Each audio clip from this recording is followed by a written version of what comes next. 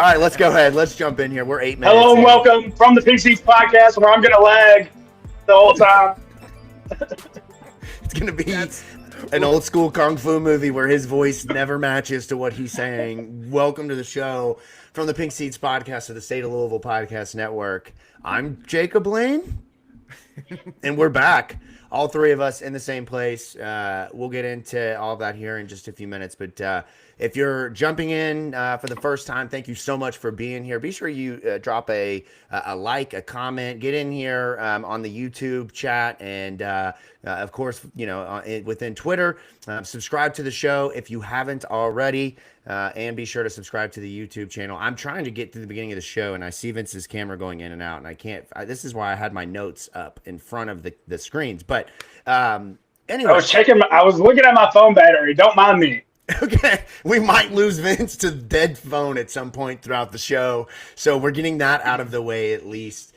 But it is exciting times here in Louisville when it comes to Louisville football, as we are talking about a 7-1 Louisville football team ranked 15th in the college football playoff rankings. We're going to get into that and everything that comes with it tonight on the show. And, of course, a big-time matchup, the third night game of the season this year at Cardinal Stadium against California, first time against California. There's a lot of things to look at with this team and a lot of things to break down, a lot of questions from the Louisville side with injuries and continuing to progress coming off of the last two games, and we're going to get into all of that tonight. Thanks for jumping in, joining us in the Kern's Digital Studio. We are from the Pink Seats podcast, the first and only Louisville football podcast. Jacob Lane, producer Keith Arutoff, Blurry Vince, Internetless Vince, Powerless Vince, but the gang's all here. How are y'all doing? Vince, you want to start?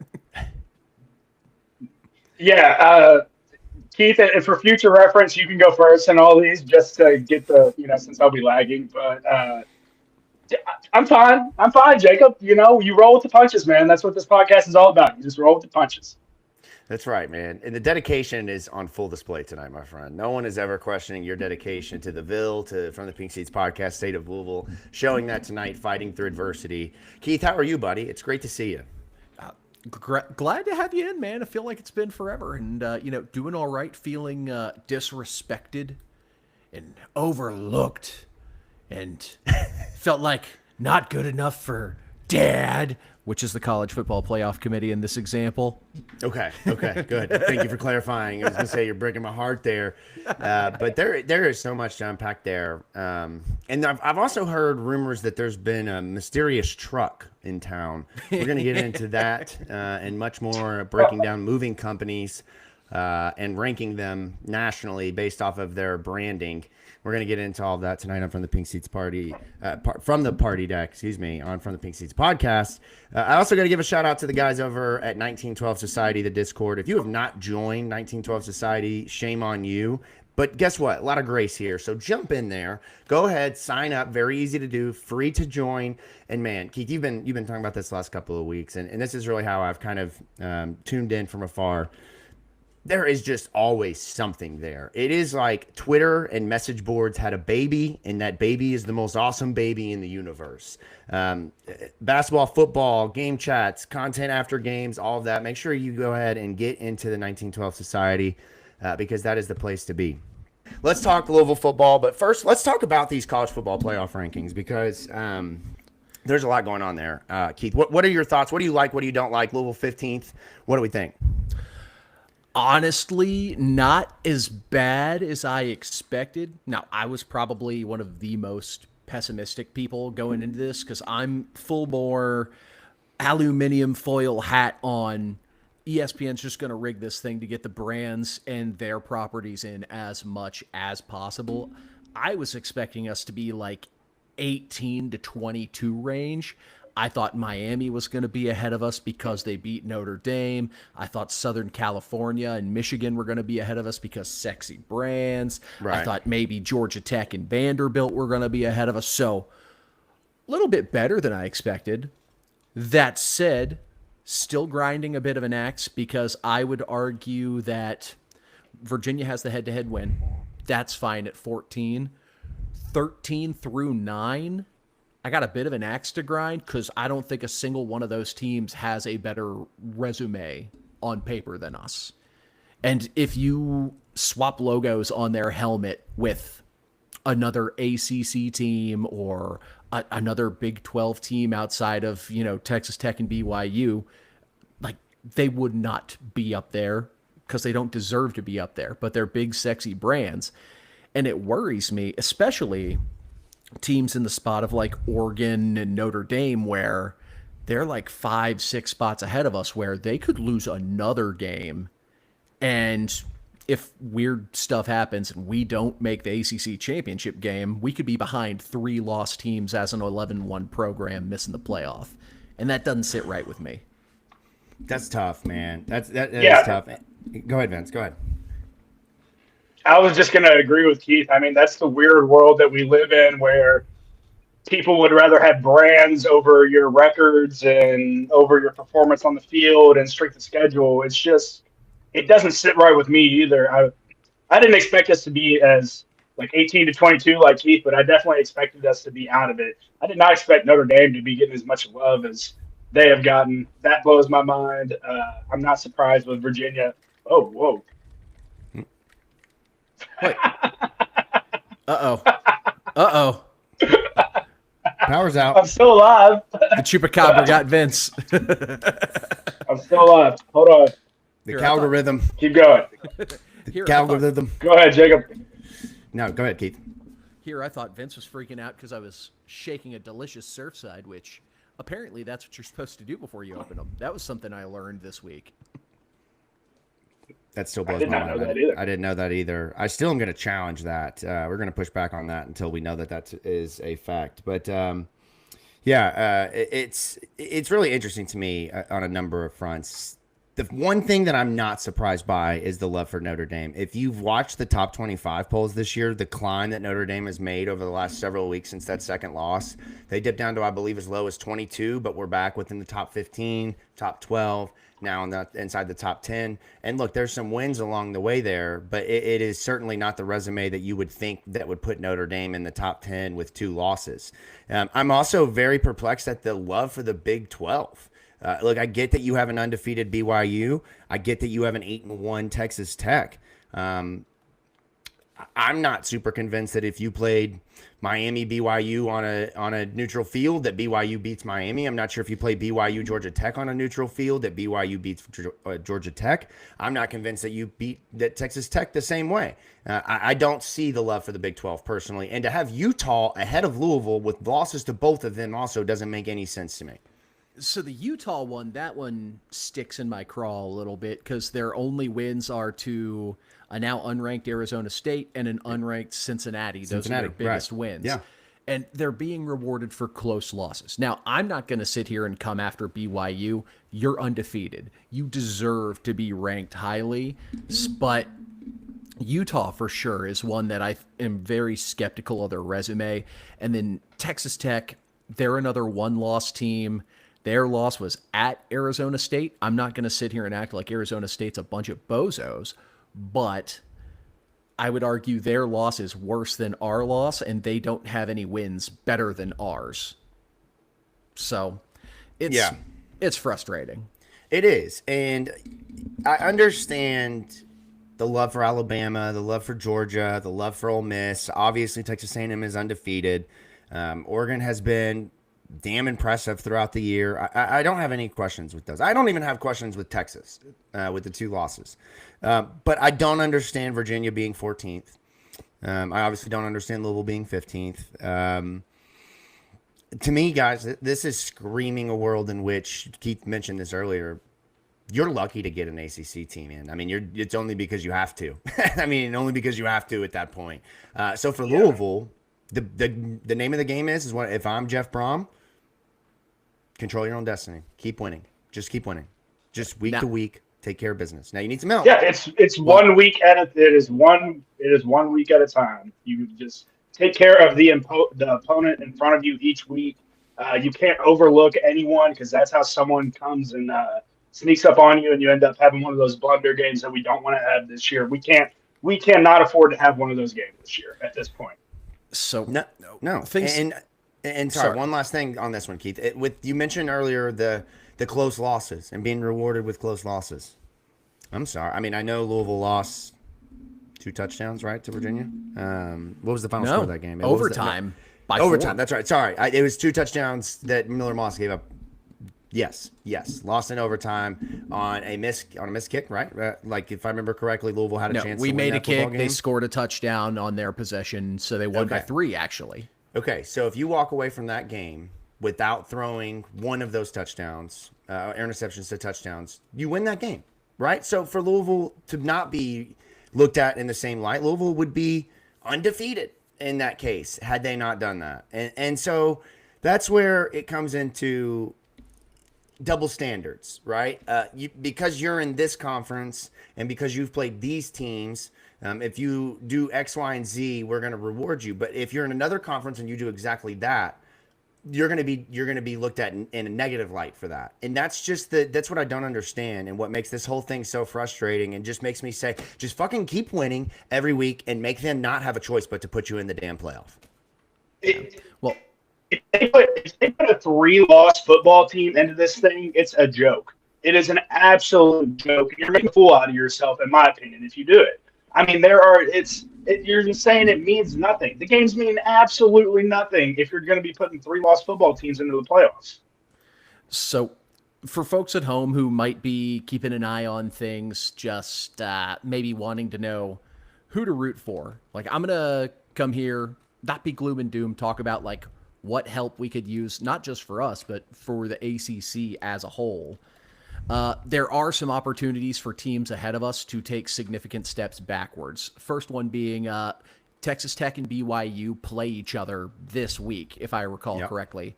Yep. You got to root for, I would say, one of those teams just to kick the dog piss out of the other. Not even close. Preferably BYU probably, because I think it'd just be better for them to run the table and to kick Texas Tech completely out of the club. Texas still has games against Georgia on the road at rank 5 and against Texas A&M at home. You probably need Texas to lose both of those. If they win one, they're begging for a reason to get a 3-loss Texas team into the playoffs. So you need go Dogs next week, and then we got to root for those weirdos in the jumpsuits on rivalry week. So Oklahoma, they have a bye, and then they play at Alabama. So that could potentially kick them out of the paint and knock them down. They also play Missouri. My worry is they beat Alabama but then lose to Missouri. Then they find a way to fucking leapfrog Missouri over us. So, and then Oregon, sneaky good game to watch. Oregon could lose to Iowa this weekend, and it would not shock me. Oregon is, because it's at Iowa. So Oregon has at Iowa, home against USC, and at Washington still on the schedule, and a game against Minnesota, who, as much as I hate PJ Fleck, that's been a feisty squad over there. So I don't think Oregon gets out of this unscathed. I think that takes care of itself. So just some short-term rooting interests that could potentially work out for the ACC if results go our way. Right, and obviously at this point, and I don't have the standings pulled up in front of me, but I would imagine Virginia Tech is in first place in the ACC. Georgia Tech tied for first. What's the tiebreaker there? So right now, Virginia Tech is undefeated in conference play, despite having a loss to NC State because it wasn't a conference game. So it was a scheduled game outside of their 8-game ACC schedule, so it doesn't count for conference play. So Virginia's in first right now. Georgia Tech, Pittsburgh are tied for second because they're 5-1 in ACC play, where us, SMU, and Duke are all tied for, I guess it'd be fourth, with us being 4-1, having one less game played. So those teams have the game in hand. If I said Virginia Tech, good catch, revelation. Yeah, I caught you. Yeah, I know Virginia U. So there's still a whole lot that needs to shake out. Duke could potentially sneak their way in. Georgia Tech still has a favorable schedule. They could sneak their way in. Louisville and SMU play each other, so that's going to resolve itself. Yeah. And then we have the head-to-head tiebreaker over Pittsburgh if that's who we're fighting. So there's a long way to go for the ACC championship race. Vince, you need to cheer for Duke against Virginia now, okay? You need to make sure that's the one game you cheer for Duke, because that would be a great... Power's back on, boys. Hey, we're rocking and rolling. Shout out to our friends at LG&E and KU doing the Lord's work, getting Vince's power back on. No. If you tell me 8 o'clock, I expect it to be on 8 o'clock. I have standards. If I tip, it wouldn't be getting a tip. We call that VST, Vince Standard Time. That's the time in which Vince operates on. But glad to have the power back on to join the party. We'll see if the internet catches up throughout the show. And that leads us right into looking at boys. I'm just gonna leave. I'm just gonna leave, and then I'm gonna rejoin on a better setting. All right. Okay, that sounds great, man. I think we can manage. Don't let him back in. No, I'm kidding. Let's just real quickly before we'll jump into Cal once Vince gets back into the show. We'll kind of reset it here because the basketball game is wrapped up now. From the Pink Seats podcast, Jacob Lane. Yes, I am back, joined with producer Keith here. Vince Lococo trying to battle power/internet issues tonight. Seems we've got that resolved. He will be right back. We are brought to you by Kern's Korner, the Kern's Korner Digital Studio. Thank you so much for jumping into the show here, either on Twitter or on YouTube. With the Pink Seats Party Deck. Be sure to jump into the chat there. We want to hear from you throughout the show. We're talking about Cal. We're talking about the college football playoffs. We're talking about moving trucks in the city of Louisville. Exciting times here. And a very exciting matchup for football fans this weekend. Night game against Cal. Now it's looking a little scary hours, weather-wise. I'm hoping we can hold off, keep the rain, keep the storms away. But we encourage everyone, get those tickets, get out there, make a difference. It's going to be a big one for Louisville, looking to go to 8-1 against a California team and a team. Look, Louisville is got to be careful because that Jeff Brohm slippery slip up is still out there, and I'm thinking we're past it. I'm really, knock on wood, I'm feeling good that this team is capable of keeping it together and being a team that is able to overcome adversity against lesser teams or teams that are not as talented or shouldn't be as good as them on paper on the actual football field. We've seen that with BC. We've seen that with Virginia Tech. But the battles don't stop. Each week is a new opportunity for teams to get wins. As Keith has alluded to, Cal is looking to get that coveted 6th win that has really become the standard of Justin Wilcox. He's the Jeff Fisher of the college football, if you will. 6-6 all day long. It's something that more people need to acknowledge and respect. Is just the absolute grind that is this ACC league. There are no easy Saturdays. Even the bottom of the league is a grind of a game, no matter what. And I don't think... Yeah, it's tough. I'm glad to be back, though. Oh, my God. You don't have to yell anymore. It's okay, Vince. Your microphone works. You don't have to yell. But we were pretty sure. No, the algorithm thought they could shut me down. They thought they could shut me down. Vince says, to hell with the libs. No, I'm kidding. What do we say to the algorithm? Not today. Not today, libs. We're wrapping up the conversation here on the college football playoff. Now we're moving into moving truck territory before we dive into Cal. What brand of moving companies do you guys like? Are you A. Arnold people, Cardinal Moving, or are you Penn State branded moving? Where do you usually go for your moving needs? Old Dominion Freightliners. Dominion Freightliners. I go to a couple buddies in my truck bed, and we just move it ourselves. Exactly. Vince is a firm believer of pizza and beer will get the job done. That's how I've lived the majority of my life, honestly, is just, hey, do you guys want some pizza and beer? Yeah, that's how it goes. I drive a 2015 Silverado. I'm not like those libs in the algorithm with their soft hands. I ain't worked a 12-hour shift in their life. You got to charge your vehicle to drive it. Mine runs on a horsepower. Sorry, go ahead. I don't even have 4-wheel drive. My Ford Ranger. Oh, come on. Yeah. No, look, They're I'm loving with you. my truck at Cal. I'm gonna throw this one up here. I'm with this. Brohm is not leaving. Now, look, I understand the conversation today. Let me reset it for those who aren't aware.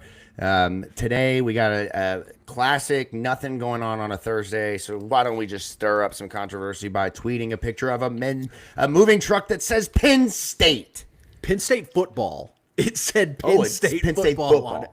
Okay, and we haven't confirmed. What was the neighborhood that they said was like Stones Crossing or something of that nature? Hold on, I've saved the tweet and everything. But of course, that tweet is retweeted by one Mike Rutherford with somebody needs to explain what's going on here. That I love Lucy. You got some explaining to do, and of course. The Penn State chatter is everywhere. I think I saw the other night on Off 3 has him as their second leading candidate to go to Penn State, and another one had him as the leading candidate for LSU. And to that, I get it, right? If you're looking for a name brand in college football to make that jump, I think that it's really easy to say Jeff Brohm or BYU's coach or Texas Tech's coach, some of these coaches that are proving that they can win in places that aren't LSU and Ole Miss. But what I would say to that is Jeff Brohm is not that guy. Like, you got the wrong guy here. And I asked the question to people who today have asked me, what do you think about the moving truck? I'm like, well, first of all, like, do we really, like, there's a football game Saturday. Is that really what we're talking about right now? Like, there is a lot going on in the city of Louisville. I get we're distracting ourselves from it. Like, are we really going to talk about a Penn State moving truck? But the thing I said is, no. What incentive does Jeff Brohm have to go somewhere else? I get it. He's going to get paid more at LSU. He's going to have more opportunity. But do you really think Jeff Brohm wants to go be a Brian Kelly, stepping completely out of his footprint, going into a place where he's not got roots, where he doesn't have proven success, where he's being thrown into the pressure cooker that is the ultimate football destination, and maybe that's a reason to go. I just that's not Jeff, man. That's not Jeff. Me to play devil's. I firmly believe that Jeff is no. There's no devil's advocate for none of this. No. There's a 0%. I want to hear. No. I want to hear the perspective of somebody. I want to hear what is the argument. What logical explanation besides it's LSU, it's Penn State, come on, it's football. What other explanation do you have to say why Jeff Brohm would take that job over staying in his hometown where his mom and dad are still actively involved in his life? His kids are at the place where they want to be. His wife is at the place where she wants to be. Do you think his mom is going to say, Jeff, go on to LSU? Now, please, Keith. Please, enlighten me. I don't think it would be for LSU, but he's already proven he's very successful at a Big Ten program. He just brought someone onto his staff who's one of the highest paid staffers in college football, who has recruiting ties in the state of Pennsylvania. Now, I'm also of the belief, very, very low, that I think Jeff would leave Louisville, but it's not zero. And even Vince, that's a whole lot of bluster from a man who went up from 0 to 0.01 today. Yeah, 0.01 at 1%. That Penn State football truck had you puckered up a little bit. Yeah, really got me. Yeah, no. My thing, like Jacob said, is just his parents. Like, with both of his parents being here and with the age that they are at in life, they're not going to want to travel to – they still go to all the games. I mean, they tailgate – you guys see them. They tailgate right across from us every single week. They go to just about every single game. I mean, Oscar is on more Louisville sidelines than he is Trinity sidelines nowadays. Like, he is very much wanting to just enjoy all three of his boys at one spot. And, I mean, the only one that has potential to leave is Brian. If we're talking anybody going somewhere after the end of this year, it's Brian to take a head coaching job at, one of the lower level G5 schools potentially, or a lower level P5 where a head coach is leaving. I agree. I agree with that. Go ahead. Here's my thesis, if you will. I don't think, this year would be significantly earlier even than my expectations. But I think it's fair to say Jeff's a competitor. He wants to always be able to compete at the highest level. He wants to be a guy who competes for championships. He does. I also think he's no dummy, and he knows that a program like a Penn State is going to, one, probably make him one of the highest paid coaches in the country if he were to take a position there. And 2, is going to promise to dedicate close to $30 million annually to a football roster. And with those resources and with the tools he'd have there, because I think Jeff hates dealing with NIL stuff. I mean, Vince, we've been in rooms with him having conversations. He hates the NIL chatter. He does not want to deal with it. Go to a program where you can throw blank checks to make any and all problems go away, when you can just focus on winning football games and competing for championships. Sounds like a dream gig to him. Now, I don't think it would happen this offseason, because I think he's a guy who's committed and wants to accomplish things. And I think making one ACC title game in 3 years, potentially 2, to quote the recent phenomenon Kendrick Lamar, it's not enough. So I think he has more that he wants to accomplish here before he starts looking to seek that next challenge. See, I think we will this year, at the end of this year, obviously, we'll have to, or sooner rather than later, have to lock him down on an extension of a contract. And there's no one better in that, to have in that position than his agent, Sean Frybert, who was in the room for the Kyler Murray, he was on helping with the big Kyler Murray deal that I think had the video game clause in it. But nonetheless, I mean, the guy clearly can get a deal done between an organization and a player that don't really like each other. I mean, imagine how easy and smooth it's going to be for him to get a deal done between Josh Hurd and Jeff Brohm, who have, an immense amount of respect and love for one another. So I just think that, eventually an extension, I would not be surprised here in the next couple of weeks if we see something like that. Yeah, I agree. But let me just look at this real quick from a logical standpoint. The extension, technically, I think it's coming. I think we can all agree it's coming. But if you look at how his contract is incentivized, there's a lot of bonuses in there to where he doesn't necessarily have to be at a base salary of 8, 9 to stay here. There are a ton of built-in incentives, $1 million roster bonus essentially starting next year. Every year he's the head coach here. He gets an extended year for every year he has 7 wins. So that's 2 additional years on his contract already. He's got a healthy buyout. I think everything that he wants is there. Obviously, I think getting a raise and doing that will come, and I think that's important to him. But I also think making sure that they have the right NIL situation here, making sure that they have the right people in place, the right staff in place is more important than him in his life and where he's at from just a financial standpoint. And maybe I'm inferring too much because I don't know Jeff like that, but that's just what I get about that guy, right? That's the 2004 Honda Accord guy. He doesn't strike me as the type that's nickel and diming Louisville, right? I do think there is a larger conversation around one of the things that you said, and that's NIL. I feel pretty good about Louisville's NIL situation. I know that a lot has changed over the last several months. I know that there are some very firm beliefs at U of L about what they will and won't do when it comes to NIL, and I think that fits in line with what Jeff Brohm believes in. Keith, I don't see Jeff Brohm wanting to go to a program where they have $30 million in NIL and those problems. I don't envision that being a place that he would thrive, if you want me to be honest. And I also don't think that he looks at a program that had the same coach for 11 years who went and just fell short of winning a national title and is now unemployed. That just doesn't strike me as the type of place where Jeff Brohm would want to go and be employed. Again, I'm inferring a lot about a dude I don't know. I'm inferring a lot about a dude I don't know. They got more patience for James Franklin on the college football video game than they do in real life.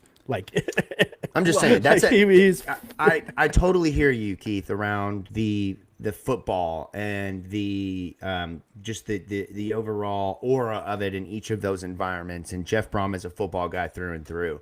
But I think to him, and again, this is a lot of inferring.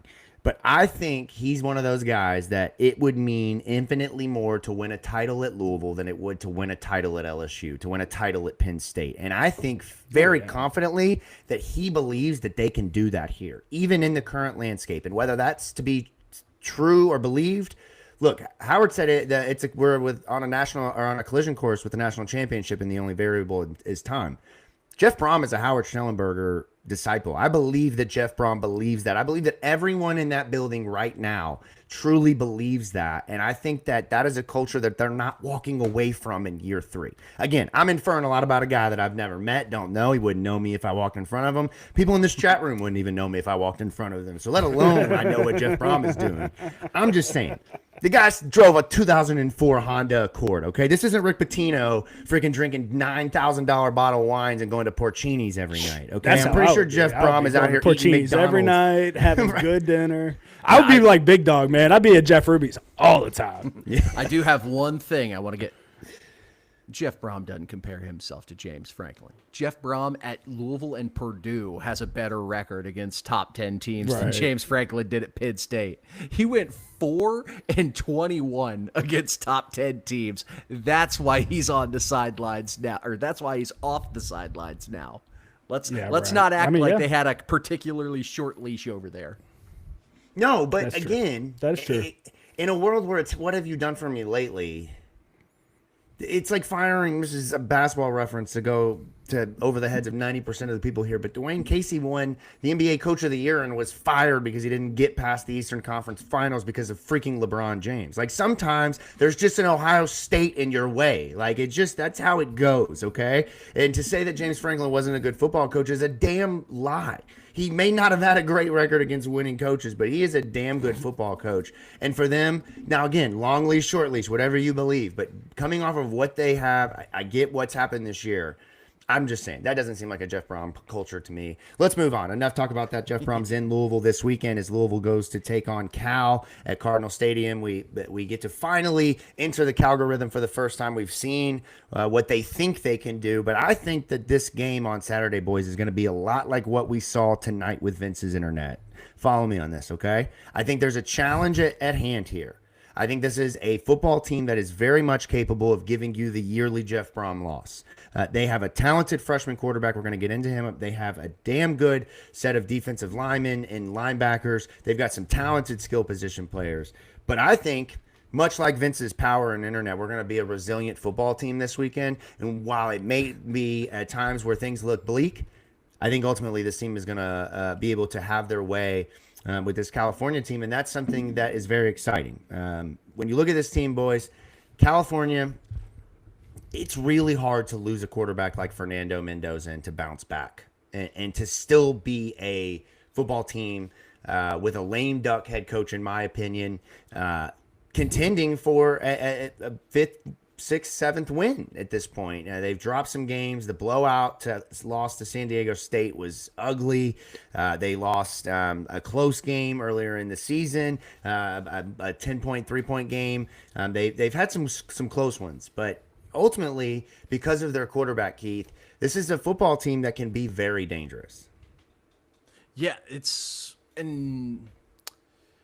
unique offense. If we want to go ahead and dive into sort of what they do preview, like this team loves to run motion. They are motioning, I believe it was, I put the stats in the sheet, so give me just a moment. 44% of the time you're seeing motion from this Cal team on offense. And there are some tendencies that you can find out of that. I believe it's like 65% of the time when you see motion, they pass the ball. And 34% of the time you see motion, it's a pass going to the motion man. Those stats, courtesy of Statso War, Parker Fleming on Twitter. You probably recognize him as the did we get beat that badly graph guy. But they love to use motion and they love to pass the ball. I believe JKS right now, 8th most pass attempts in the country as of right now. And a sort of bugaboo for this Cal team, though, is that they drop the football a lot. 25 drop passes this season, most in all of P4 football. So that's sort of been what's held this Cal team back. Like, I think they've done a good job of scheming open and scheming out a creative offense to best weaponize their true freshman phenom quarterback, but the team's letting them down. Yeah, I mean they can't run the football.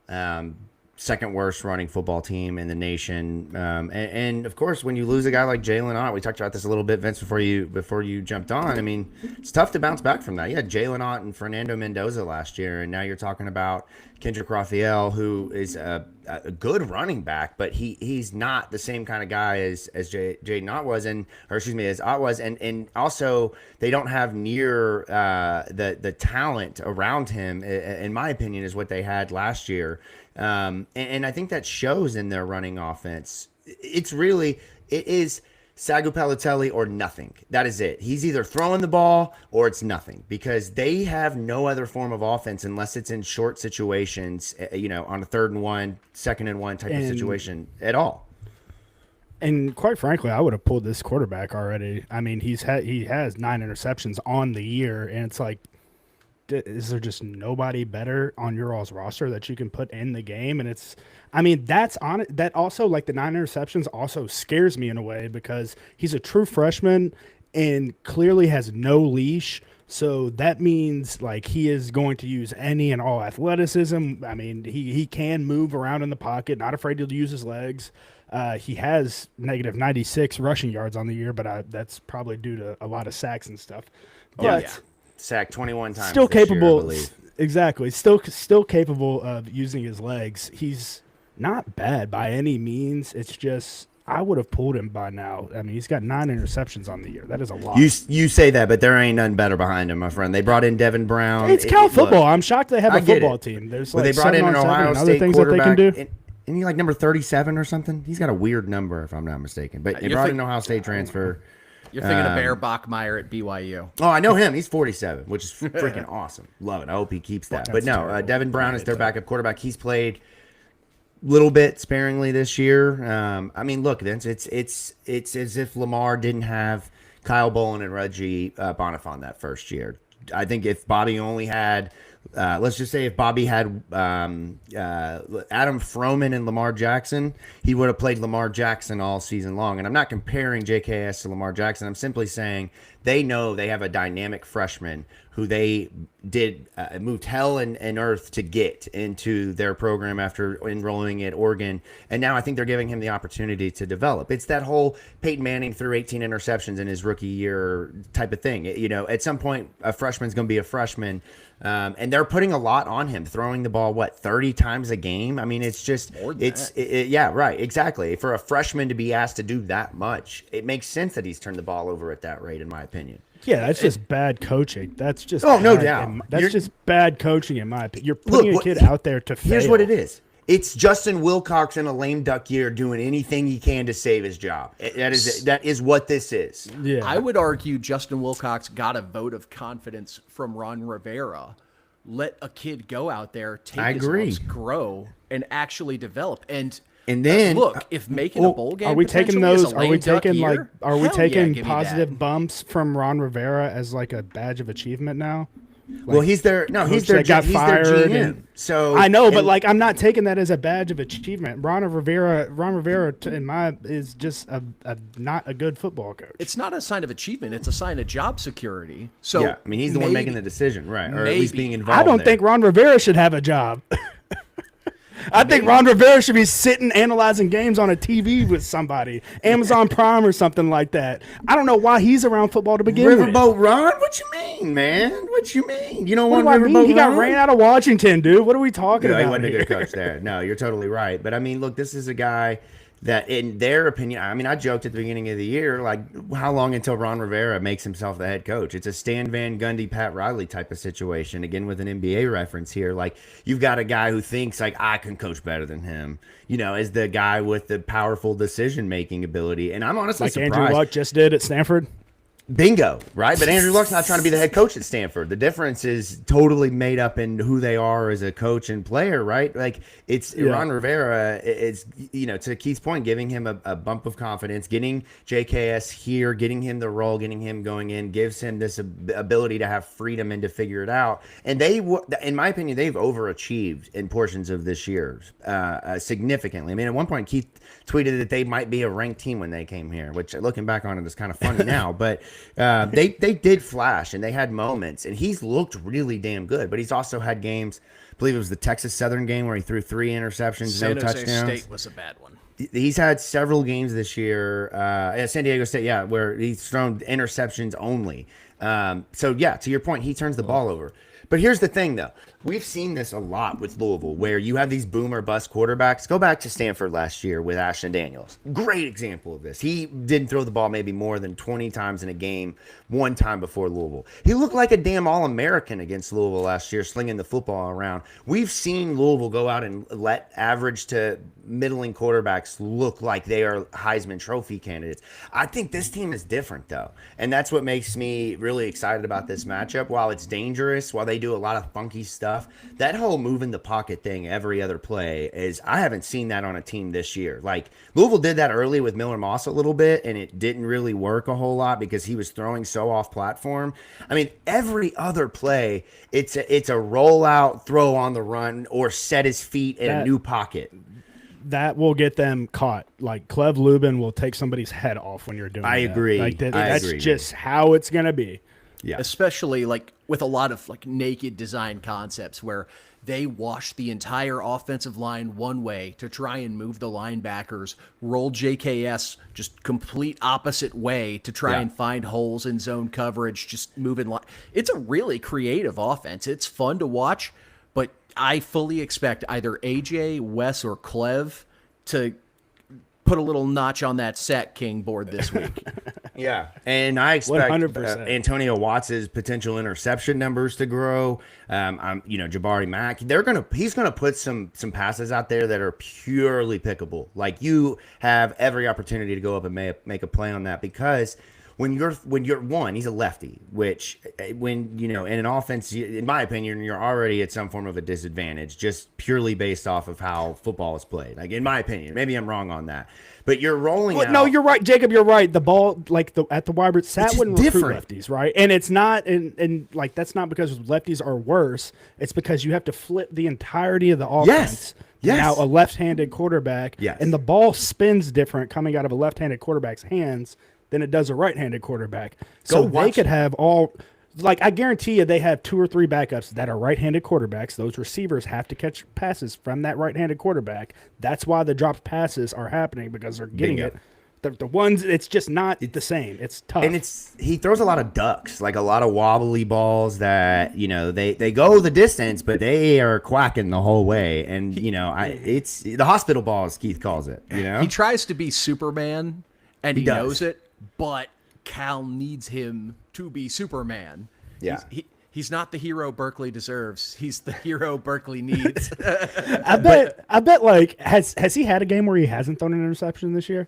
I believe he's am had at checking. least 1 or 2. Hold on, I bet like here. whatever game, like I'm sure he's Yes, gone Oregon off on a game or State. 2. I bet Yeah. that's so fun for him because he's a freshman, and it's like, clearly you have no leash. You can do whatever you want out there. Who knows if you know the playbook or not? Well, I mean, so I I'm assume sure that's it's kind of partially- fun for him in a way. I assume that's partially why he's at Cal, because they were willing to get him on the field as a freshman. Right. I mean, he wasn't playing over Yeah. Dante Moore. I mean, and then from there, there's no guarantee. He's had multiple games this year with no touchdowns and multiple interceptions, and he's also had several games where he's had no interceptions and a few touchdowns. So, I mean, it truly is a what the hell are we going to get week to week? But what I said to Keith earlier, Vince, and I think that I don't know, maybe you won't respect this, but like, if he's right-handed and he's the same quarterback, and I'm playing a football game like a college football or Madden, this is my dude right here. Like, I love a good quarterback that can roll out, reset the pocket, and just rip passes down the field. That would be the guy that I'm stacking numbers with. Oh, for sure. 'cause I mean, yeah, for sure. Go ahead, Keith. all his deficiencies are all mental, and that's what you expect from a true freshman. Like, look, we could all say, like, if you're building a quarterback in a lab, this is a lot of what you're going to look like. The kid can move. He's got good speed, maybe not elite speed, good pocket mobility, has a friggin' cannon for an arm. When he's like in the zone and he's on, has pinpoint accuracy. There's a reason this kid was a 5-star coming out of high school, out of Hawaii. This kid's he's special. Good. He's good, man. He's really good, and he's a young freshman. I'm not pushing back on the 5-star from Hawaii thing. I just the other 5 stars from Hawaii turned out to be, kind of mid at the end of the day. If we're suffering through it right now, Keith, with one of the mid 5-star quarterbacks, and he's a lefty. Keith. Look.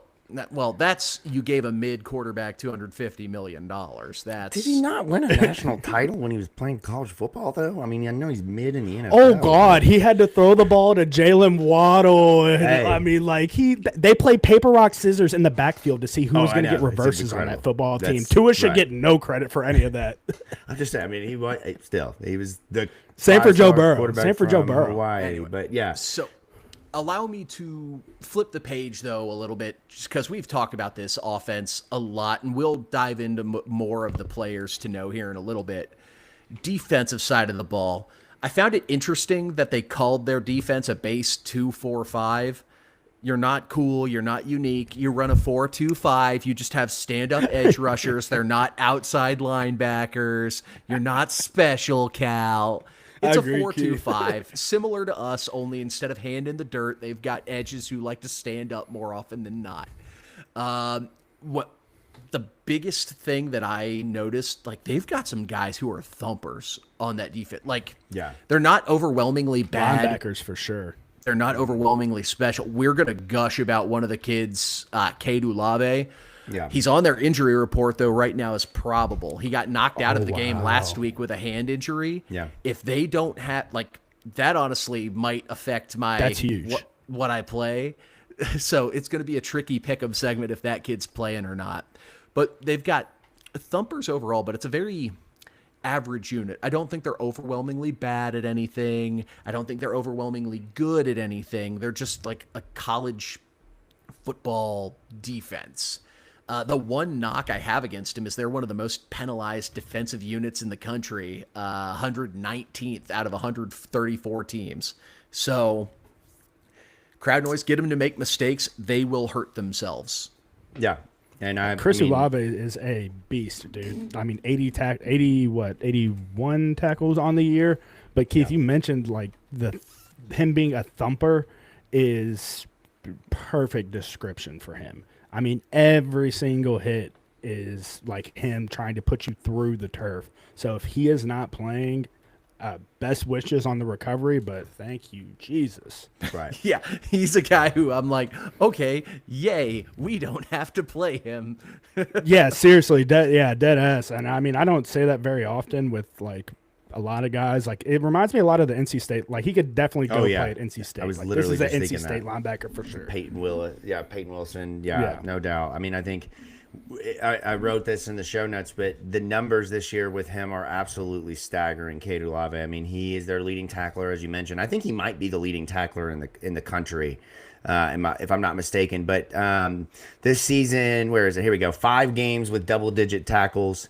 1 game this season with 19 tackles. So, I mean, you're talking about easily the best output in the ACC, probably in the country for a performance in a game. So it's just, things like that are, it shows what he can do. And then they also have a couple of other linebackers that also popped when it came to kind of how they play. TJ Bush seems to be their kind of premier pass rusher, the guy with 4 sacks this season. So similar numbers to Clev Lubin.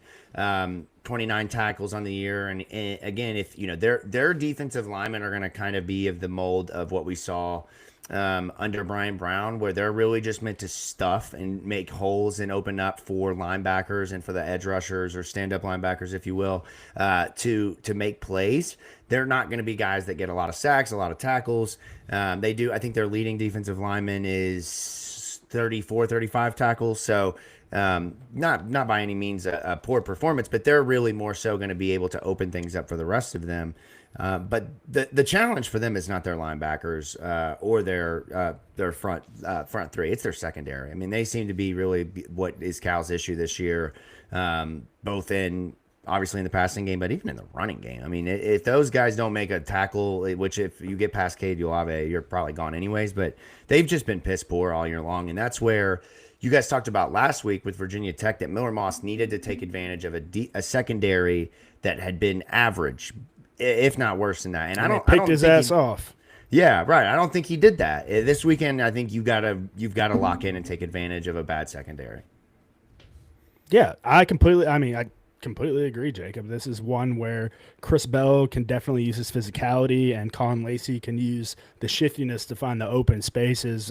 I'm leaning more towards Colin Lacey having a big game in this, just being able to find open spaces in the zones. But then again, Chris Bell's done a phenomenal job all year on those rub routes, things coming across the middle, being able to sit it down when it's needed to set down, being able to keep it continuing whenever it's needed to be kept going. So it could really be a huge day for either one of those guys. It's all on Miller Moss to make these correct decisions. I'm not so much leaning on the offensive line having a bad game and, Miller's having this and that, he's getting hit a lot and sacked. No, they're playing fine. You're having clean pockets, maneuver around in the pocket, be the sixth-year quarterback we expected you to be, and just make some plays. Yeah, I got nothing to add. You would. So, I feel like this sets us up perfectly to go ahead and transition Cal players to watch.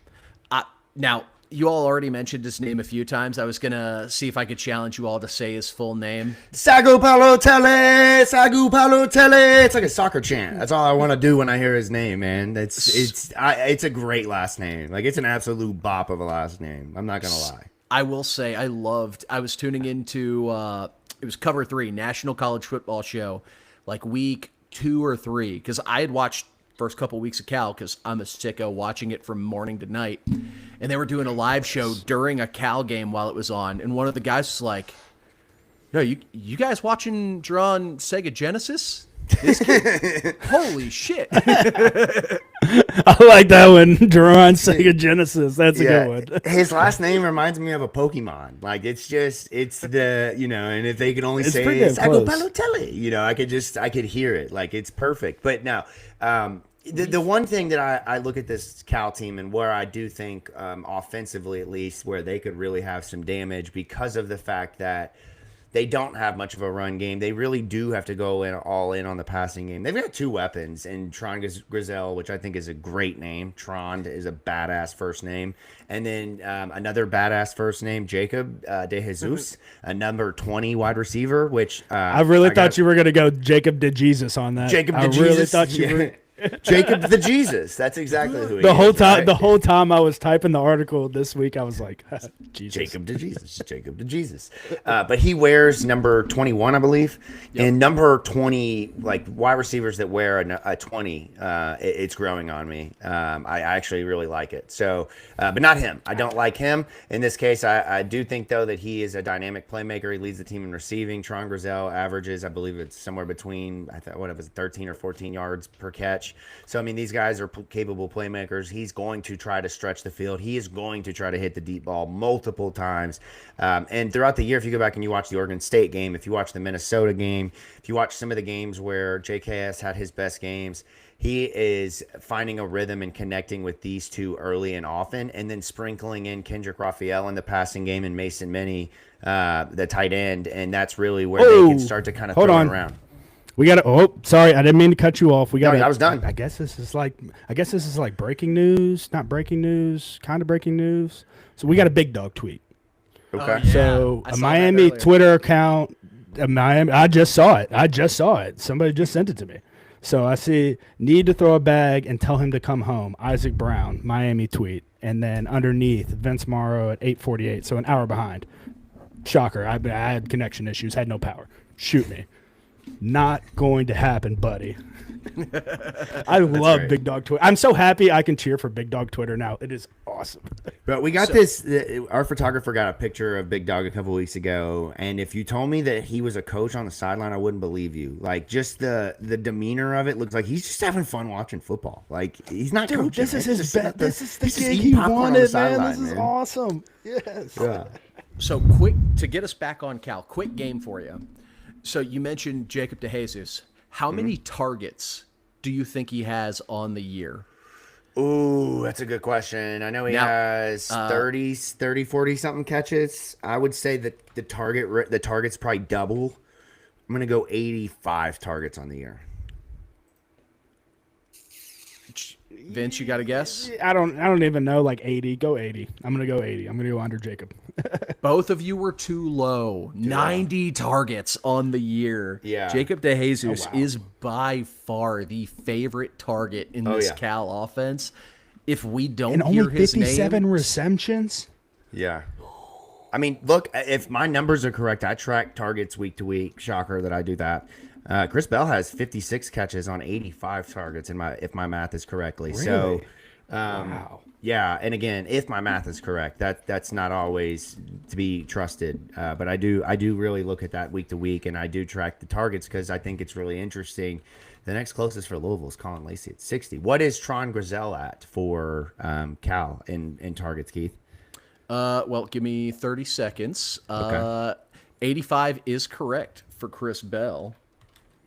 Nice. Look at my math, man. Yeah, that's game-to-game tracking right there. If you all haven't clicked into this document I have linked in the show sheet, you are missing out. This is College Football Central right here. I've got top 25 so rankings. I've got stats. I've got Louisville's week-to-week stats. This is the place to be. I love that you do that. I love that you do that because you do it out of like the love of the game. I love ball. But there's somebody in Louisville's football office that does that hates that fucking job every week. They're like, God damn it, this is so stupid. Yeah. Tron Grizel has 56 targets. Okay, so by the it's way. literally just like Chris Bell and Colin Lacey. It's identical. It's the exact same, but Tron Grizel leads Okay. them in receiving, if I'm not mistaken, right?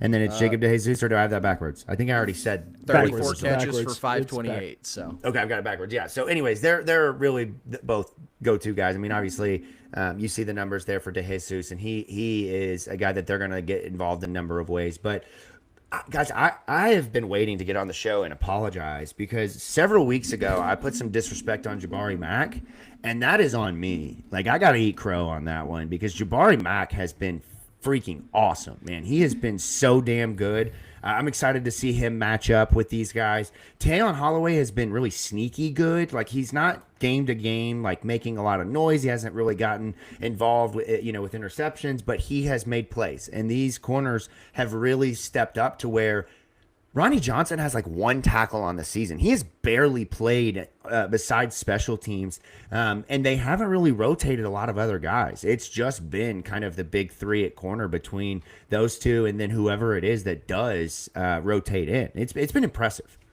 yeah, the Yeah, secondary's been Jabari was actually in the chat last week talking about how, he's like, I Yeah. can't wait for this Jacob Lang guy to show back up on the show so I can finally talk shit and hear him eat crow. So, I mean, it's nice that you did that. No, I'm glad that he was motivated by my hating. But I feel a lot better about Louisville's corners than I have, or I should say as I did at the beginning of the season. Obviously we talked a lot about that.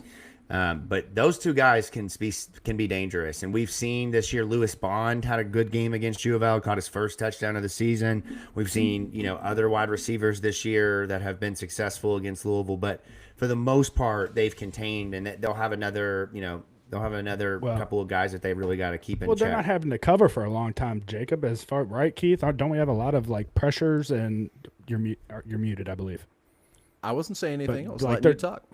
No, I figured you were going to eventually, but like that, I mean, they're not having to cover for a long time, and I mean that's nice for a corner to know the time frame of okay, all I have to do is hold my ground for X amount of time. Now, of course, play through the whistle, but you're more than likely good if you hold for an X amount of time. Yeah, it's a symbiotic relationship between pass rushers and defensive backs. Nice. Like edge rushers get home quick, makes a pass rusher's job, makes a pass defender's job easier. DBs are having great coverage, gives the pass rushers more time to get home and pad their stats. It's like they're relying on each other, and both units have really come through for each other this year. So it's been really phenomenal to see, and all that being subsidized by two phenomenal defensive tackles in the middle, just muddying things up, forcing teams to be one-dimensional. So let's talk. They don't get enough love, Keith. Those two guys do not get enough love, man. I try. We try our Renee best, Conga, but they do man. not. I know. We're gonna. I don't know what we're gonna do to go on a full Renee Conga campaign, but we will at some point this year. We'll figure it out. We got to turn it into content at some point. Get Gerard and Congo once the season's over. Let's get them out to K-Pot and see what they can put away in 2 hours. Yeah, it's going to have to nothing be you like love- K-Pot or something we can pay like up front for like, here's $40, $50. as much as you can eat, because if we get caught with a dinner bill with them, boys, we might have to refinance the house. I do think it's humorous how much Keith just loves watching other big dudes eat. Like, that's just like a thing that he's just like, oh yeah, let's go eat some wings with them and just see how many they can put down. Like, it's just a big guy. Me and Keith might go to K-Pot on Friday and just see how much we could eat. Y'all are a real power couple over here going to K-Pot together, man. I'm so here for this. So speaking of power. Okay, there we go. I was going to say, speaking of power couple, you beat me to it. Go for it. Speaking of power. Look at you guys. Cal defense, couple of thumpers. We already gushed a lot about Cade Olave, and I still don't think it's enough. Like, this is a guy, if you're watching him and he's not playing against your team, you are praying this kid somehow ends up in the portal with eligibility and you can get him on your team. This kid is a bona fide stud. On Cal's injury report, as probable, had a hand injury against Virginia in their last game, left, I believe, in like the second, third quarter and didn't come back. So while that initially sounds good, Junior. if he comes back and has a club, he might be able to get away with a felony on the field. Yeah, that dude's almost worst case scenario. It's almost worst case scenario to give a guy like him a club, man. Like, it's not fair. There's nothing worse. There's nothing worse looking out and you see a club like that. When I played linebacker in high school, you'd see a club on the offensive line. You're like, son of a bitch, because you just know, you'll beat him, have your normal day and everything, but you're gonna leave like bruised to all hell. Yeah, you know what? Switching gears, though, you mentioned Olave, and we talked about T.J. Bush, but you have Cam Sidney on the list. They've got a couple of other guys that rotate in. I mean, look, this is Luke they Pirelli, continue the redshirt freshman linebacker they have.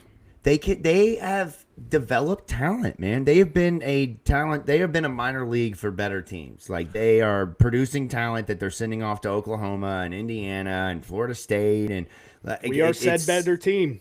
Yeah, come on, Olave. I would take either one of those kids. I'd take Luke Pirelli too. That kid's a stud as well. Honestly, the defense kind of reminds me. Now, I don't know statistically if it's a fair comparison, but it's just a unit full of really good players. Like, if you took our 2013 defense and just took Q and Ashton off of it, it's just like a defense with a bunch of dudes on it, man. Mm-hmm. No, elite superstar guy. Is that what you meant right there? I think. Is that not what I said? Oh, yeah, 23. My bad. Yeah. I was going to say, they're definitely not 22. 22 is badass fucking defense. But no, you're right. And, when you switch sides and you look at Louisville, and particularly on the offensive side, you can't look at this game without asking the question of what happens without Isaac Brown. I have not seen an injury report. You did. Is Isaac Brown listed as out? I assumed he would be, obviously, based off the way that Jeff has talked about him. You saw the video of him, leaving the field, the injury, and there was a video I saw after of him kind of limping around post-game. So, I mean, it seems like it's a pretty serious injury that at least is going to be a couple of weeks. The good news is it seems like Duke Watson could be back in the fold. What was the update there? Probable for Duke Watson, which is... I don't think we've had a guy marked as probable that hasn't played yet. So I assume that's the coaching staff's way of saying they're banged up, but they're good to go. Yeah, and we haven't seen Duke Watson since the Virginia game, I believe. Been out for Miami, BC, Virginia Tech. So, I mean, he will be a great addition to this team. He's had a rough go of things early. 24 carries, only 64 yards. I believe his only touchdown on the year was a touchdown reception. So he really hasn't, because of injury, and just the first two games, if you remember, it was Isaac, and then he got a couple attempts at it, and then it was Isaac some more, and then Keywan, and then Braxton and Sean. So getting Duke back out there, and now with carries, hopefully we can get him back on track to where he was in 2024. But I mean, guys, I understand, look, Isaac Brown is just an incredible game changer, but I've got to say I'm very excited to see what Keywan can do as the guy moving forward. Yeah, because so far when he's gotten the chance, he's dominated. I feel the same way, Jacob. I think Keywan will be fine, and Keith, you'll love to hear this. This might be a game you want to put Braxton Jennings in as the second back if Duke isn't healthy.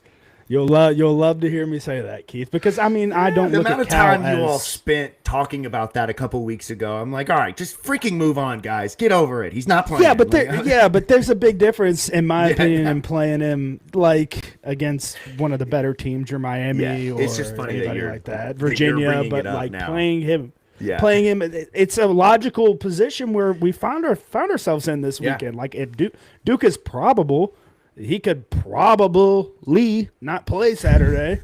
Right. So I mean, And I think they've tried this season with Colin Lacey, and to say it's not worked is not fair. 7 carries, 23 yards, only 3.5 yards a carry. It's been minimal. When you do give the ball to a wide receiver, it's once in a blue moon, and it's really hard to get any sort of true consistency going. They haven't played Sean Boykin since week 2.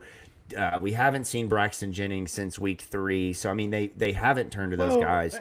My thing is, Jacob, like get Lacey the ball in these like Tutu Atwell jet pass situations where Miller's not necessarily throwing the ball downfield. You can get him going in motion, get him going in a flying motion behind the line of scrim or behind the quarterback, behind the running back, and hit him on a bubble screen or something like that where he's catching the ball in open space. I don't think Lacey I agree.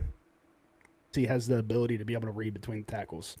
I agree with you, and I'm pretty sure what did I say there was 7 carries? It's been the same 7 play, like the same play 7 times. Like I don't think there's been any variation. It starts out with Colin as a wide receiver, he motions into the backfield, and he runs a sweep, runs an outside zone. Like it's the same thing pretty much every time. The defense is like, oh wow, you gave the ball to Colin, didn't see that coming. So I think that if you are going to continue to work him in, you've got to figure out a way to get creative with it.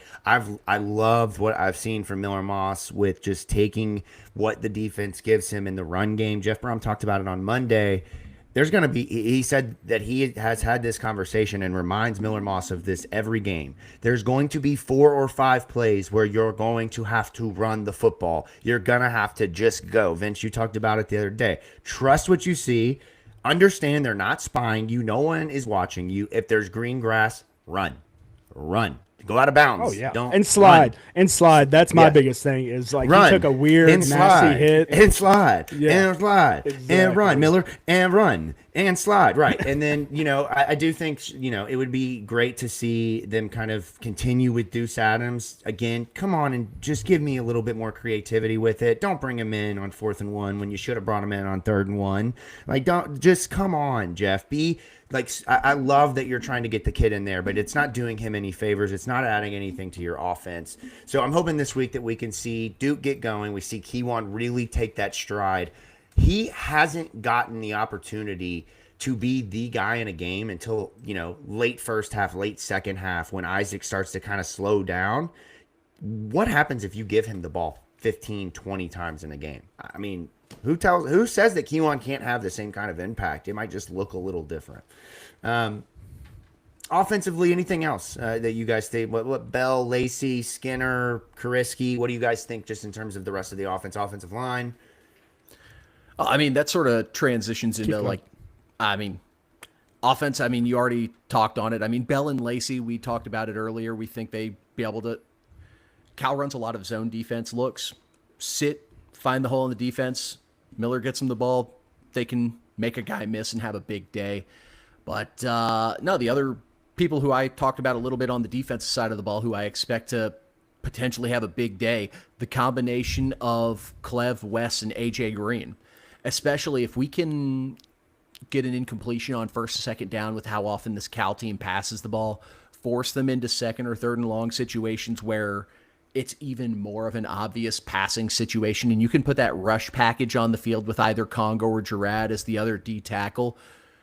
You can pin your ears back. We can have a night game crowd at Cardinal Stadium getting loud with a true freshman in the shotgun. I was going to say under center. They don't do that much. Right. But you can get in their head, and you could force this kid to make a bunch of mistakes early if you can put them in bad situations. So this is a game where the edge rushers could potentially feast, and I would be shocked if one of them doesn't end up on the stat sheet.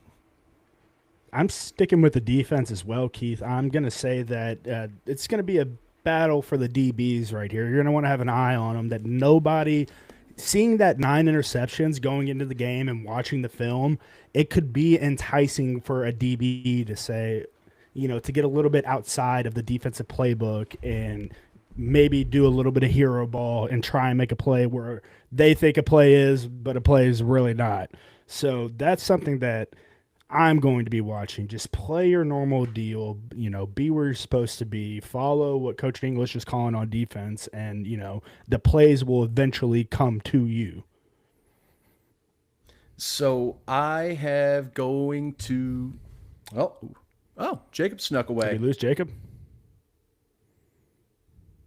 All right. Yeah, I think we lost Jacob for the night. So we're going to go ahead, move it over. Key matchups, and we talked about it a little bit. And one of the things I highlighted, you didn't lose me for the night, man. I just needed to refill real quick. We don't have now that we don't gotcha. do the show recorded. I can't say, hold on a second, I need to get another Surfside. I have to just get up and get a Surfside, and I hid myself, thinking that you two would just keep going, and you did until right as I'm sitting back down. The cat's out. We're deer in the head. We're deer in the headlights. We were like, where'd Jacob go? I was like, I got to filibuster a little bit longer so Keith can figure this out. We're good. We're back. All of us are here. We're still trying to work out the kinks of the three of us being on a show again. It's like where are the buttons? I don't know how to do this.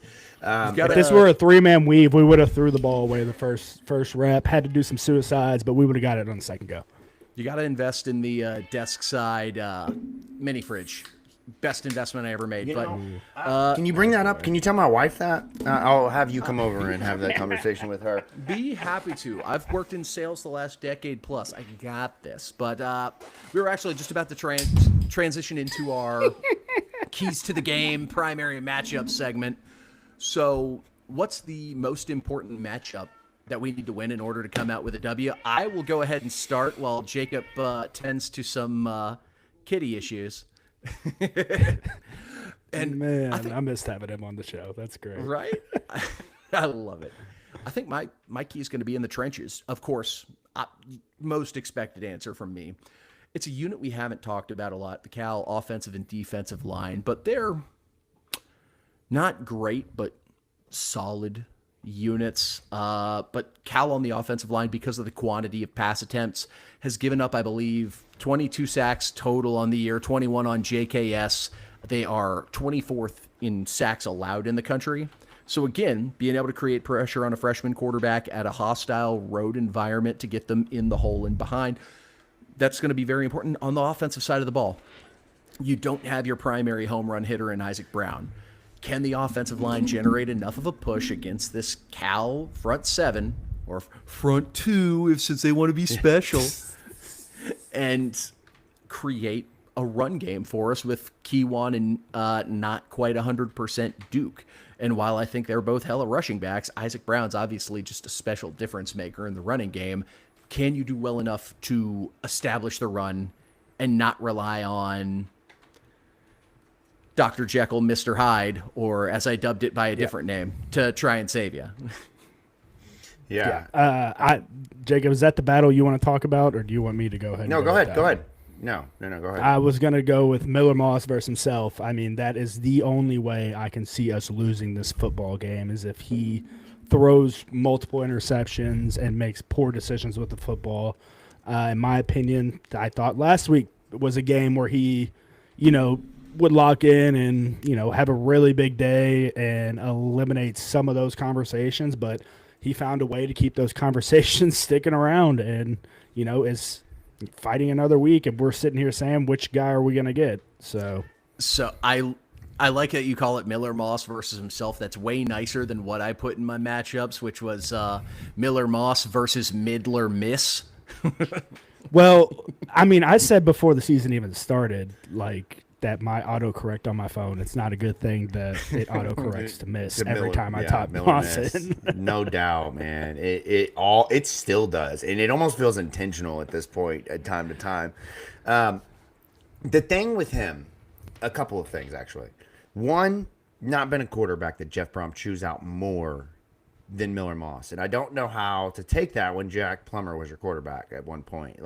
That to me screams I personally see it as Jeff expects better. He sees the opportunity for Miller every time he makes a mistake to not have made that mistake, and it drives him nuts for whatever reason. It's like, for example, the comparison between my 8-year-old and my 4-year-old. The expectations that I have for them are very different, right? Jack is the 4-year-old in this case, and my daughter it would be the equivalent of Miller, in that I just expect more out of her. I expect certain things at 8 years old that I don't expect out of my 4-year-old. And maybe Jeff sees it differently. I don't know, but he seems to be very tough on Miller, which I kind of like. You would think it would be opposite of that because Jack was the guy that, has already been in the playbook, my offense, things like that. But I think that's a testament and speaks to how good of a football coach Jeff Brohm is, because he knows, okay, he's been with Jack before. He knew I can't go at his throat every single time. I can't come after him and bark down his neck every single play, because he might be a player that shuts down whenever you do that. Whereas with Miller, I might be able to get in his ass all I want, and he's going to go out there, look me in the eyes, say, yes, sir, turn around and command the offense. So, I kind of lean more that way, that Jeff knows his football player and knows, okay, I can lay into Miller a little bit more than Jack. Well, that's kind of funny, because I remember earlier in the season, Coach Brohm had a presser where they were talking about it, and it's like, so I've had to adjust my coaching style because some guys, you can't lay into them as much because they shut down. And it seemed like he was talking about Miller. I think he's just worn his patience out. Like, I've tried gentle parenting. The shit's horseshit. We're going to do it my way now. Yeah. I could see it either one of those ways, man, for sure. It's tough because, again, just like with Jack Plummer, your team, record-wise, is much better than your quarterback play. And it's really hard to say. Tyler, I know, right? Exactly. But and that's the hard part here, and it's a conversation I don't want to have tonight, but I think it is the big knock on Jeff so far in year 1 and year 3 is not having another guy ready to go and not having somebody that can push that guy. It's a lot like when Malik, for 2 of those 4 or 5 years, just there was nobody pushing him. Like, we were complaining about a backup or or a walk-on or Evan Connolly pushing Malik Cunningham, and it's like, come on, it's not happening. I really hope that Jeff is using Deuce and Brady Allen to push Miller, but at some point, man, like with your quarterback, if he can't make the plays that you need for this team to be what it is in your mind, at what point do you say, I gotta find something else? And I'm not saying that that's where Jeff is, but the mistakes that Miller Moss has made have not been oopsie. They've been bad. They've just been like Jack Plummer bad almost. And Jax was like, oh shit, you thought you were throwing the ball over that linebacker that was 2 feet in front of you? No, you weren't. This one is like, Miller, bro, that you can't throw that ball. What are you doing? We all know the one last week was bad. And there's been a couple of those this year. The Virginia touchdown that I talked about earlier, where you're falling to the ground and you just chuck it. Like, what are you doing? You cannot lose games. EKU, the first game of the year, trying to squeeze was those two hitch route that he Yeah. So I'm with you all that Miller has gone, talking about Jeff, has gone kind of up and down, and that's the hard part. Is we think we're getting to where we're starting to see him really crescendo and hit his momentum and really get into a groove, and then he throws an interception, and they have to come back and win, not despite him, but despite his turnovers. I think we've passed the point of having this dialogue at this point. Like, if we were going to make a switch and say, screw it, this is a developmental year, it should have been after the Virginia game. And much like 2023, we're victims of our own success. We exactly can't right. develop because we still have everything within our reach. We just have to have faith that this guy can get us there. Yeah, and that's the scary part of this season in itself is week to week we're clinching because we just don't, like, the rest of this team is fucking awesome, man. This defense is nasty. They got playmakers everywhere. These skill positions are some of the best we've had under Jeff Brohm with Isaac and Chris Bell and Colin Lacey. But then you got this quarterback that every once in a while, it's just like, it's the Three Stooges types of interceptions, man, that you just cannot do as a senior, or else they're going to start sharing the picture of you working behind the counter at Long John Silver's, man. You don't want that. You don't want that, Miller. You don't want to be that guy, I promise. Don't let Calgorithm will take that and put that, oh, bro. They will have a field day with the Long John Silver's, dude. I'm really, really hopeful that with it being a home game, with the crowd being into it, that we can just really get the best of Miller Moss. But without Isaac and then, of course, some of the other things going on, it's just, you just never know. And I can tell you, if we don't get the best of it, the crowd's going to let them know about it. That's for sure. Yeah. I mean, they already have this year, right, Keith? What game was that? Was it JMU where the Boo Birds were out? Virginia, JMU, Virginia. both. It got pretty bad. Yeah. So, you know what else is scary? This predictions contest, Vince. It's going down to the wire, man. Like, we're all still within one game of each other. We're getting close to the end. Me and you now have a 1-game lead after Jacob going on a losing streak after taking a hiatus from the pod. So to keep things fair, I went. See what happens when you don't show up, Jacob. You lose. You end up losing, man. It's been a rough couple of weeks, boy. It's just been that Virginia Tech game. I thought I had you all. I thought I was like, oh, I'm going to get them right here. Nope, 12-point win. Like, damn it. Damn it. So with that, Keith was hitting me on the leg like, we got him, we won. I'm like, what? He's like, no, we got Jacob. I'm like, oh. Yeah. So the game within the game. This is a line. It's pretty similar at most sports books. 18.5. So it started in the 20s and it took a precipitous drop here recently. So we're at 18.5 right now.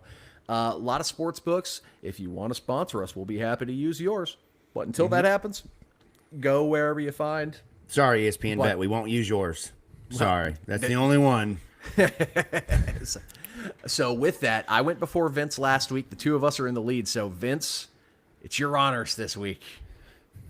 Okay, I got this one. Yeah, cards are covering for sure. I am confident.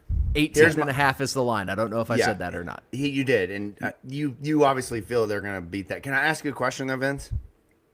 What would the line have to be for you to go the cow points? Like, I'm just curious. Like, would it be in the mid-20s? Like 21 plus? Okay. Yeah, 20s plus. Okay. Yeah. I mean, like 18, I'm very confident in this football team, specifically in the defense the kid's thrown 9 interceptions this year. Just math will tell you he's likely going to throw one against us, and I'm very confident that we will make them pay, and they'll find themselves in a situation where they're going to have to throw him more times than they want to, and we're going to take full advantage of it. Now, it's all up to Miller Moss and the offense just to run your normal game plan. I really think you can go out there and run your normal stuff, even with Isaac missing. Keywan's a good enough running back for it. Duke's a good enough running back for it. If we have to throw Braxton out there, we can do that too, Keith. So whoever wants to go next, you got it. That's right, Mason. Yes, 100%. Yes. Yes. So this is a bit of a that's honestly kind of what I was thinking. You were gonna be like 40, 50. Like, I didn't know what your answer was gonna be. That's hilarious, Mason. You know already. If it was Duke, it would be 500 before he took the points. So it's the same shit. Go ahead, Keith. This is a weird one, and I feel like the partial reason the line is so high is because like Vegas sees the potential of what could happen if we get that Miller Moss that doesn't screw up and cost us 1 or 2 possessions each game. But Louisville is 3-5 against the spread this season. And all 3 of Louisville's covers have been on the road. They have not covered a single game at home yet this season. Man. At least at the closing line. So with that being part of the reason, and I still just do not have faith in Miller Moss, I think we win. I think we win handily, but 18.5 is a big number. Now, I will say, primary caveat on that is I'm assuming Olave is good enough to play. Yeah. If Olave doesn't play, I'm going to get real nervous about that pick real quick. Yeah. So I think we're good enough that we'll be able to keep Cal at arm's length most of the game. But until this team goes out and actually just puts a boot to ass against a team in this conference, I can't trust them to do it. So that's why I'm taking Cal in the points. This is the one. Yeah, that's fair. That's fair. I'll give you that. The last time, literally the last blowout, if you will, would probably be Bowling Green, the 40-17 win. The 38-24 Boston College game didn't feel like that big of a point differential until the end, just because of how they played in the first half. But also, I have to manufacture drama for your pick to give you a split team to choose between. Yeah. Yeah, I love it. I love it. I love that we're differentiating ourselves after years of our pick being one differential each by the time the season's over. But I'm going to go with Louisville minus 18.5 because of really one thing here. I think at the end of the day, what this defense is going to do in this game is turn them over and force a lot of sacks. I think 2 interceptions minimum, 3 sacks minimum in this one. I even think the interception number could be as high as 3 or 4. And because of that, if you give Louisville the ball back that many times, I think he'll probably throw an interception on his own side of the field at some point in this game or a fumble. I think that Louisville is going to have the opportunity to stack points. Maybe late that they pile on, but knowing how good this defense is, at some point, Cal is going to have to go all in on throwing the football, which Ron is just going to be able to pin that defensive line and linebackers' ears back and just let them go and say, hey, Jabari, just go, go, Antonio, go take care of business, get the football for us. Keith, there's one key factor you're missing in your pick. This is an alma mater game for Ron English.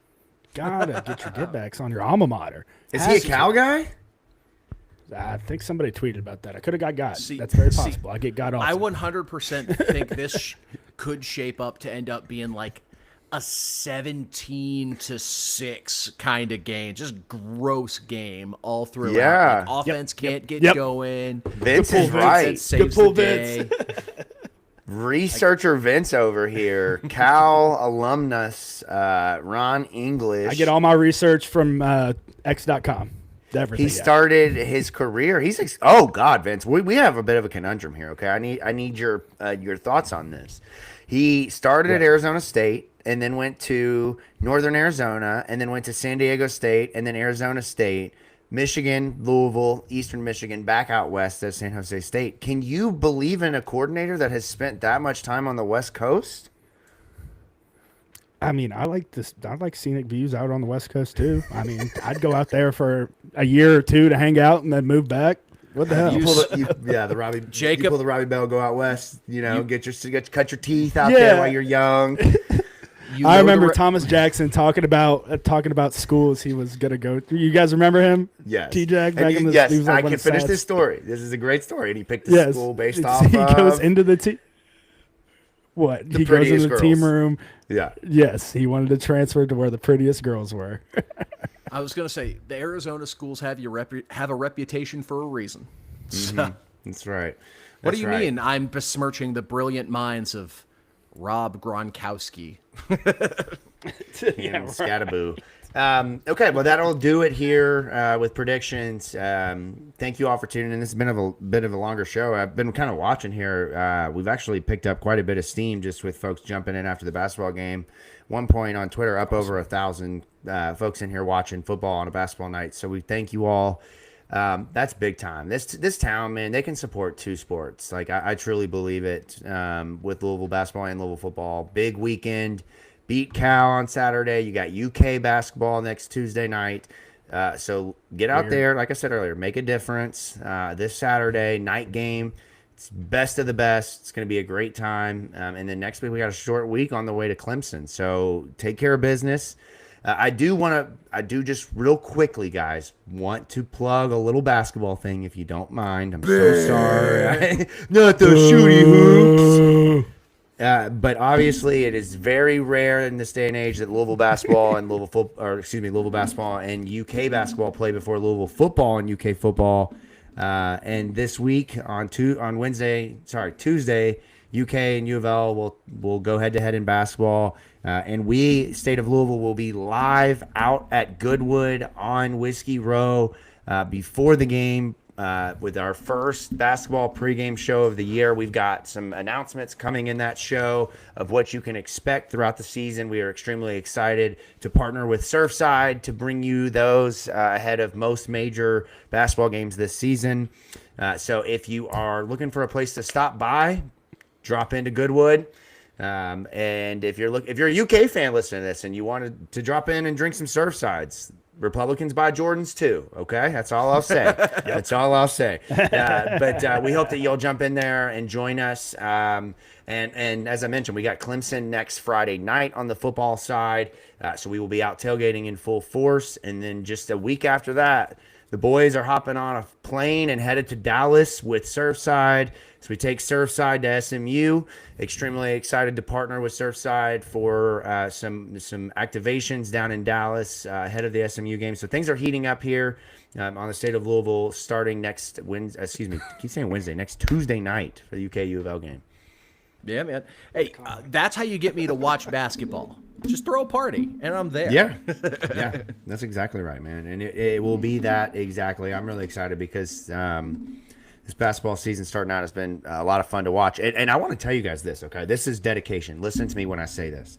I didn't watch the basketball game tonight. I prepped for our show. So I am locked in on football while also carrying basketball duties in part-time fashion. So I just want you to know. Don't Jason question. Pryor played tonight if you needed an update. He did. And people are furious that Pat Kelsey continues to call him KP, which I think is just hilarious. I mean, that bothers me too. Yeah, it's like the name we don't speak around here. So, all right, last thing before we jump out of here, if you haven't, subscribe to the YouTube channel, The State of Louisville. Follow us on Twitter at The State of Lou, at Jacob Lane 08, at producer_Keith, at Vincent Lococo, at Pink Seats Pod. Be sure to check out the socials on Instagram, TikTok, YouTube Shorts, all of that. We can't thank you all enough for consuming the content. It allows us to continue moving forward and continuing to grow. And that's exactly what we're doing here. So with all that being said, boys, any closing thoughts before we get out of here and we move into some West Coast ass beating this weekend? West Coast libs I will got have a California soft hands. burrito tomorrow. I will have a California burrito from Banditos tomorrow to start the process of good vibes. Yeah, okay. I like that. And I was going to say if we lose, you'll shove that burrito up your ass, but I don't want to put that on you. And we're not losing. Whoa. We're not volunteering me for things now. Yeah, I'm just making sure you don't go volunteering to do that. No. No. Only things. Never mind. I'm walking away from that one. Never mind. Yeah, wrap it up. Let's wrap it up. Well, not the right words either. Let's finish the show from the Pink Seats podcast. Jacob Lane, producer Keith, Vince Lococo. This has been an unhinged show. We got crying. We got the internet not working. Cats meowing. It's just been It wasn't chaotic. just internet. It was complete power. Complete power darkness. outage. That's right. But you bounce through it. The algorithm doesn't have anything on From the Pink Seats podcast. Louisville football faithful. Ladies and gentlemen, we will see you next week, Sunday or Monday, likely Monday, for the California recap. And then we will see you again on Wednesday night for the Clemson preview with, I believe we'll have a special guest jumping in here with us. We'll tell you more about that next week. Until then, ladies and gentlemen, C-A-R-D-S